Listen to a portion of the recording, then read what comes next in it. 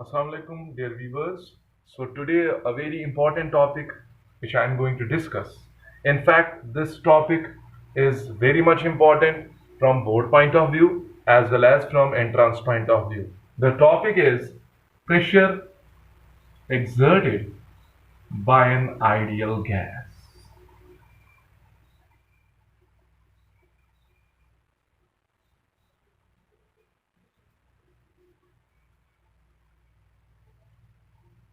So बेटा कैसे हम एक आइडियल गैस में ये देखिए suppose you have the gas molecules inside the cubical box suppose we have this cubical box and inside this cubical box you have n number of molecules of gas. अब मैं ये देखना चाहता हूं बेटा कि ये जो मॉलिक्यूल्स है आइडियल गैस मैंने अज्यूम किया तो ये मॉलिक्यूल्स कितना प्रेशर इन वॉल्स ऑफ कंटेनर्स पे डालेगी. So how much pressure is exerted by the whole gas on the walls of container. और उसी के लिए मैं यहां पे डेराइवेशन निकालना चाहता हूं. अगर आपने if you go through the previous papers of board so आप वहां देखोगे क्वेश्चन एक आया था काइनेटिक थ्योरी ऑफ गैसेस पे that was based on the derivation derive an expression for the pressure exerted by an ideal gas. तो उस लिहाज से भी बहुत इंपॉर्टेंट है. तो बेटा मैं क्या कर रहा हूं ध्यान से सुनोगे. बहुत कॉम्प्लिकेशंस भी इसमें है तो इसलिए अच्छे से आपको समझना पड़ेगा. अगर किसी जगह समझ ना आए देन आप फिर से उसको रिस्टार्ट करो और फिर से वॉच करो. So listen, you have the cubical box, all the sides are equal, and this cubical box contains n number of molecules of gas, but the gas is ideal one, so it will follow all the assumptions of kinetic theory of gases. अब बेटा मैं क्या कर रहा हूं, हम यहां पर एक गैस मॉलिक्यूल को स्टडी करने जा रहे हैं. अब आप बोलोगे सर एक को ही क्यों, सबको क्यों नहीं? बिकॉज यू नो अगर आपने काइनेटिक थ्योरी ऑफ गैसेस के assumptions पढ़े हो उसमें मैंने ये बताया था these gas molecules are all similar, they are perfectly hard and rigid spheres. So that means अगर आपने एक गैस मॉलिक्यूल को स्टडी किया as if you have studied the whole gas. So इसलिए मैंने क्या किया बेटा, I want to study the one of the gas molecule. So that means मैं देखूंगा ए गैस मॉलिक्यूल की वजह से कितना फोर्स एक्सर्ट होगा on the wall of container. तो बेटा आप क्या करोगे, मैंने यहां पे गैस मॉलिक्यूल को ही लिया, let we name it as one. और हमने देखा that this gas molecule is moving in random direction. This gas molecule is moving in a space at certain angle. So ये आपको पता है जब कोई वेक्टर स्पेस में होता है, पहली बात जब कोई वेक्टर प्लेन में होगा then you can resolve it along two rectangular components and those components also lie in the same plane. इसको कहते हैं planar rectangular resolution या rectangular resolution in a plane. It is also known as two-dimensional rectangular resolution. But जब एक vector space में होता है बेटा, जहां जैसे यहां पर हमने u1 वेक्टर लिया है, it is in a space. Space means it lies in 3 dimensions. Now हमें क्या करना है, इसके जो कंपोनेंट्स होंगे रेक्टेंगुलर रेजोल्यूशन अगर लगाओगे तो बेटा इसके 3 कंपोनेंट्स आएंगे. और वो 3 कंपोनेंट्स कहां कहां से आएंगे, एक कंपोनेंट बेटा along x एक्सिस होगा. Let I name it as u1x vector. So this u1x vector is what? It is the velocity component of first gas molecule 1 or it is the velocity component of gas molecule 1 along x axis.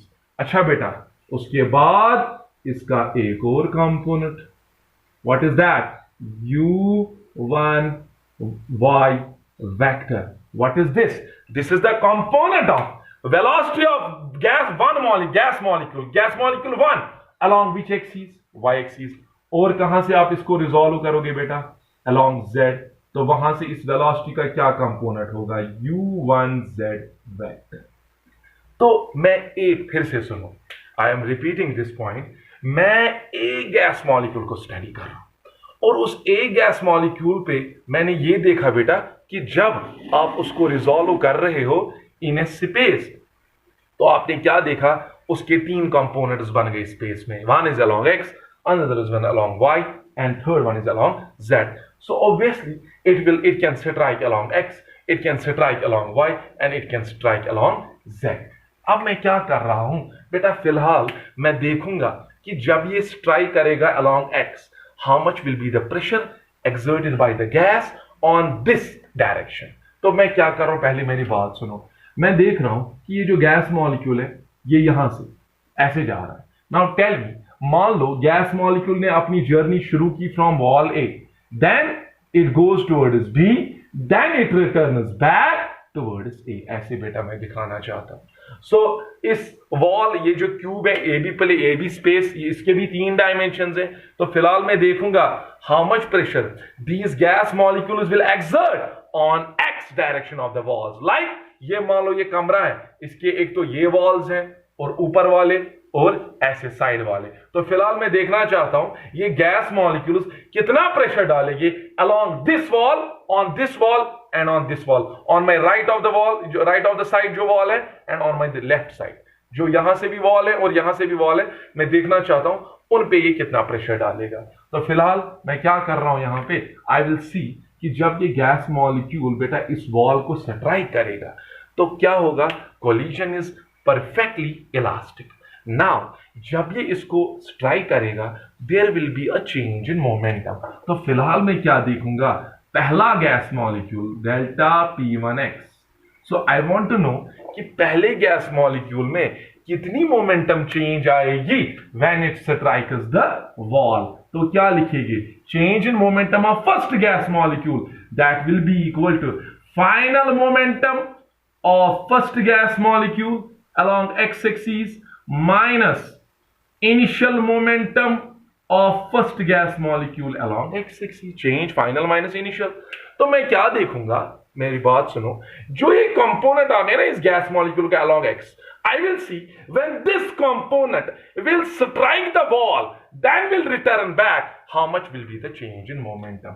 तो क्या करोगे, बोलो बेटा जब ये वापस आ रहा है, मेरी बात सुनो, पहले मॉलिक्यूल यहां से गया, then it returns back. So when it returns back, take this as positive x-axis and hence this one will be negative x-axis.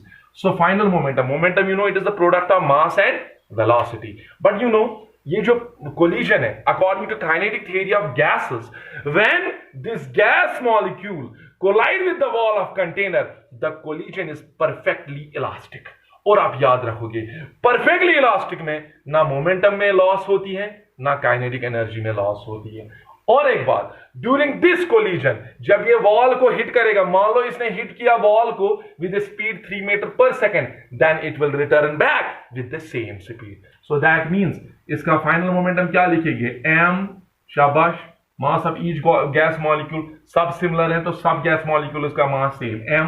शाबाश. और क्या लिखेंगे, u. फाइनल लिखना है u1x, बिकॉज स्पीड में कोई फर्क नहीं आ रहा है. But I will put the sign here negative. क्यों, क्योंकि जब ये वापस आ रहा है this is the negative direction. Minus what is the initial momentum, it is the product of mass and velocity. What is the velocity of gas molecule और speed of gas molecule before collision, this one. After collision same. तो मैंने क्या किया, फिर से सुनो, gas molecule यहां से अप्रोच कर रहा था, then it reflects back, change in momentum means final minus initial. Final आएगा negative minus initial positive. So how much is this, minus twice m u1x. So beta, this will be the change in momentum of gas molecule after collision. So gas molecule एक wall से दूसरे wall तक गया, वहां collide किया, तो before collision and after collision जो total change in momentum है गैस मॉलिक्यूल में वो है -2mu1x. लेकिन ये जो चेंज आ गई इसका मतलब क्या हुआ, इस गैस मॉलिक्यूल ने मोमेंटम जो है that is important to the wall. So अगर गैस मॉलिक्यूल में मोमेंटम चेंज नेगेटिव आ रही है तो वॉल पे कितनी मोमेंटम चेंज आई होगी, same but positive. Is that clear? So that means therefore momentum imparted to the wall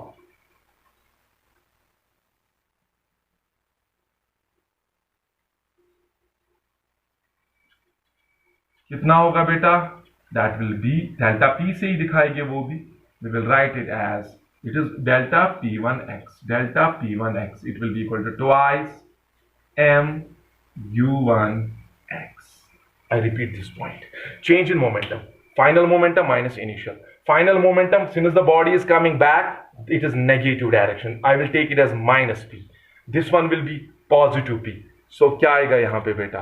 So it will be minus p, that is minus 2p. तो आ गया. So this is the change in momentum of gas molecule. लेकिन momentum जो change आ गई तो वो तो impart हुआ होगा wall को. तो wall को कितना momentum impart हुआ है? इसका positive. Is that clear? So if the change in momentum of a striking ball is minus 2p, how much is the change in momentum of the wall? Or how much is the momentum imparted to the wall? Since the momentum, ये जो wall है, it remains in the state of rest. लेकिन wall में कितना momentum impart हुआ? Plus 2mu1x. So this is the momentum imparted to the wall by gas molecule 1 on this face, along x-axis. चलो बताओ. Now tell me, जब molecule A से B गया, then it returns back from B to A. You know, length हम मान लेंगे इसकी L. ठीक है बेटा? तो बताओ, time taken by the gas molecule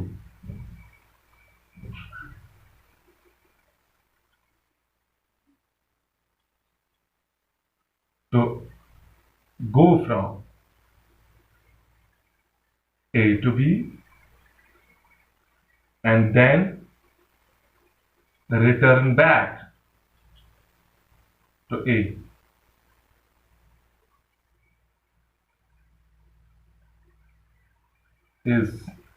इसके बराबर आएगा. Yes sir. तो क्या करेगी बेटा यहां पे?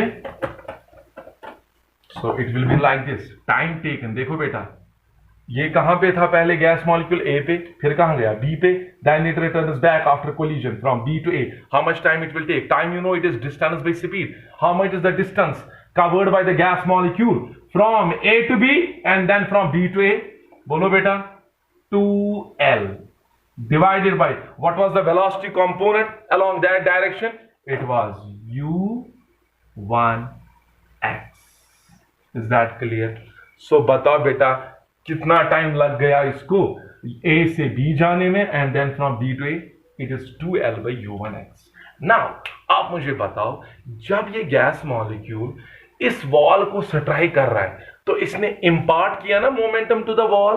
Now tell me, how much is the force exerted on the wall due to this gas molecule? वो कैसे आप निकालोगे? तो बेटा आपको कुछ नहीं करना है. You will apply Newton second law.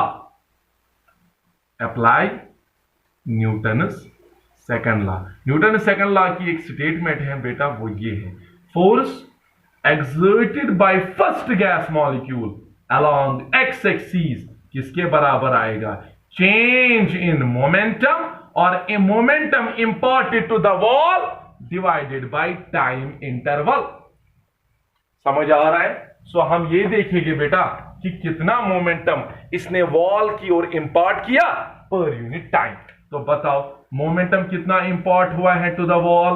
It is twice m u1x divided by what is the time taken? It is 2L divided by u1x.